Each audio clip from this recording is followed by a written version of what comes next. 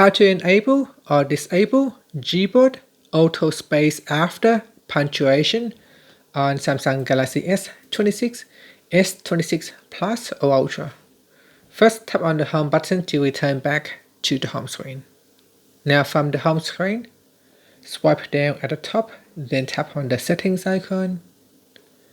Then in settings, we scroll down and tap on General Management. After that, scroll down and tap on Gboard Settings. Then tap on Preferences. Now scroll down to the Shortcuts section. And then tap on Auto Space after punctuation to turn it on or to switch it off. Once it is enabled, then you can use auto space after punctuations in here.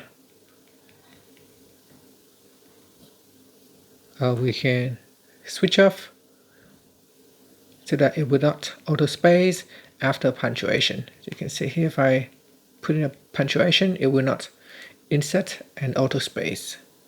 And if I turn on, it will insert a space.